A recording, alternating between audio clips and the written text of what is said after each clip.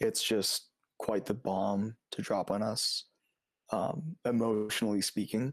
Second-year art student Joshua Peng didn't even get a full year in before the pandemic hit. His classes all went online, and he says he's missing out on a full university experience, including the social and networking side of things. Now Peng is coming to terms with a potential tuition hike for next year. It was just upsetting to me, like everyone's going through a tough time right now.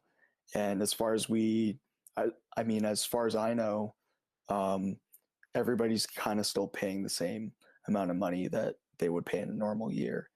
UBC is proposing a 2% increase for most students and 4% for new international students. In a written statement, University Affairs Director Matthew Ramsey attributes the increase to inflationary pressures, among other factors.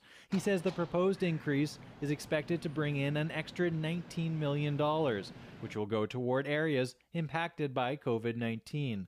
He says this is a one-time allocation to help students cope with the extraordinary circumstances brought on by the COVID-19 pandemic. Institutions are in a very tough spot. Even before the pandemic, the post-secondary system in BC is chronically underfunded, and they have to rely more and more on tuition fees. Keeping students and professors at home may have brought some savings on campus, but transitioning everything online comes with its own costs. It is expensive trying to switch every professor and every service online, but if you speak to most students, they don't think that their quality of education is the same as it was before. And that's really unfortunate that institutions, especially ones with a lot of money, are still trying to take money from their students that are barely getting by. UBC's projected $225 million deficit this year is improving. Ramsey says they're estimating less than half that amount, but it could still change.